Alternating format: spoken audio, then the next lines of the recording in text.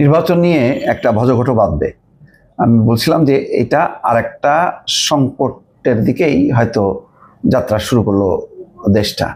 আমি কয়েকটা শিরোনাম পড়লেই বুঝতে পারবেন যে আসলে কি খুব স্মুথ।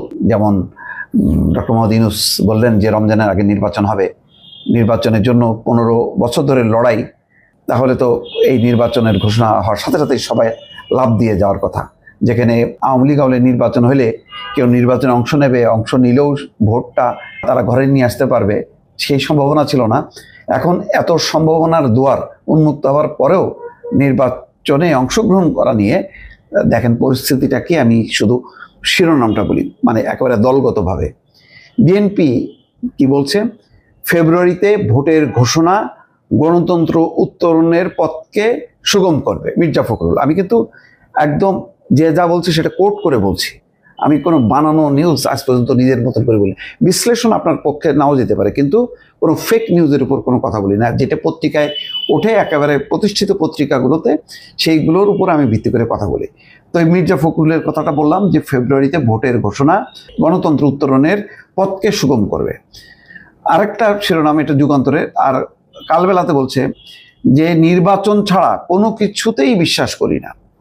কিন্তু জামাত কি বলছে? জামাত বলছে জুলাই সনদের ভিত্তিতে আগামী নির্বাচন হতে হবে।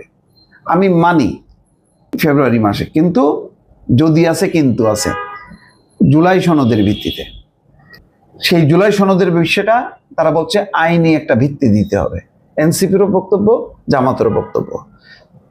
এনসিপি বলছে পিলখানা হত্যাকাণ্ড সহ বেশ কয়েকটি বিষয় জুলাই ঘোষণাপত্রে অনুপস্থিত। তারা বলছে যে আপত্তি নেই, কিন্তু তার আগে কিন্তু এটা বাস্তবায়ন করতে হবে। এখন এতগুলো বাস্তবায়ন কিভাবে বাস্তবায়ন, সেই বাস্তবায়নের ব্যাপারে বিএনপি নেতা সালাউদ্দিন আহমেদ বলছেন নির্বাচিত সংসদ ছাড়া জুলাই সনদ বাস্তবায়নের প্রক্রিয়া জানা নেই। এখন তো পার্লামেন্ট নাই, 106 সংবিধানের 106 রেফারেন্স অনুযায়ী গভর্নমেন্ট চলতেছে, তাহলে কিভাবে হবে? ফলে নির্বাচন হওয়ার পর নির্বাচিত সংসদ এটা বাস্তবায়ন করবে।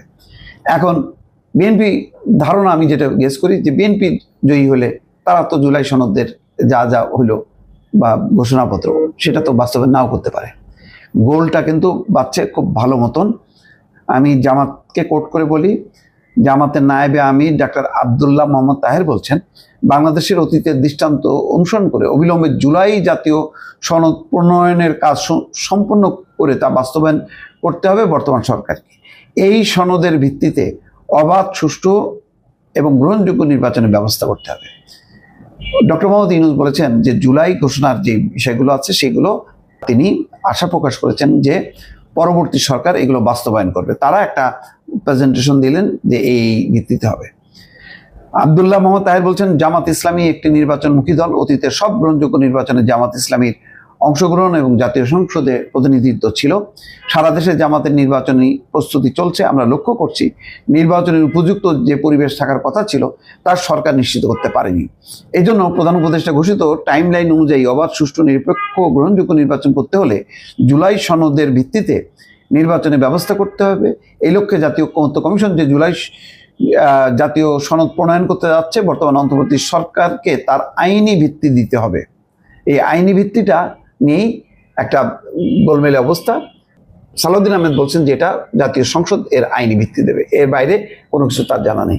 আমি দেখলাম যে আক্তার, যে এনসিপি নেতা, তিনি বলছেন যে নির্বাচনের সময়সীমা ঠিক আছে, কিন্তু তার আগে লেভেল প্লেইং ফিল্ড নিশ্চিত করতে হবে, জুলাই সনদ বাস্তবায়ন করতে হবে। এই যে এখন তালগোল বাড়তেছে, এটার যে কি হবে শেষ পর্যন্ত আমি যথেষ্ট পরিমাণ শঙ্কা বোধ করছি। এর মধ্যে নির্বাচনের প্রস্তুতি দেখতে ইউ দল, অর্থাৎ ইউরোপীয় ইউনিয়নের দল ঢাকায় আসছেন 18 সেপ্টেম্বর। তার মানে তারা কিন্তু একদম নির্বাচনের নিয়ে প্রস্তুতি কি চলছে সেটা নিয়ে একটা টিম আসতেছে ইউরোপীয় ইউনিয়নের। কিন্তু এই অবস্থায় কেউ বলছে না যে ওকে আমরা এই নির্বাচনের জন্য লড়বো, আমরা এখন নির্বাচনের জন্য, কিন্তু তারা অনেক কিছু সেটা নিশ্চিত করতে চাচ্ছে। আক্তার হোসেন বলছেন যে সরকার গতকাল ঐতিহাসিক জুলাই ঘোষণাপত্র দিয়েছে অন্তর্বর্তী সরকার, কিন্তু এতে দেশের বেশ কয়েকটি গুরুত্বপূর্ণ বিষয় অনুপস্থিত থেকেছে। পিলখানা হত্যাকাণ্ড, শাপলা চত্বরের গণহত্যা, জুডিশিয়াল কিলিং, ভ্যাট বিরোধী আন্দোলন, 2018 সালে কোটা সংস্কার আন্দোলন, নিরাপদ সড়ক আন্দোলন, আবরার ফাহাদের হত্যার বিরুদ্ধে আগ্রাসন বিরোধী আন্দোলন এবং মোদী বিরোধী আন্দোলনের কথা এতে উল্লেখ থাকলে ঘোষণাপত্র পরিপূর্ণ হতে পারত। আসলে এগুলোর শেষ নেই। এক কথায় এর পূর্ণাঙ্গ রূপ আসলে রাজনৈতিক দলগুলো দেয়। দেখ, তারপরেও এখন দাবি থাকবে, কিন্তু কথা হলো যে জুলাই ঘোষণাপত্র হোক আর জুলাই সনদ হোক, সেই বিষয়গুলো নির্বাচিত সরকার পার্লামেন্টের মাধ্যমে সেটা বাস্তবায়ন করা ছাড়া তার আগে বাস্তবায়নের বিষয়গুলো নিয়ে একটা জটিলতা তৈরি হওয়ার সমূহ শঙ্কা আছে। দর্শক ভালো থাকবেন, আল্লাহ হাফেজ।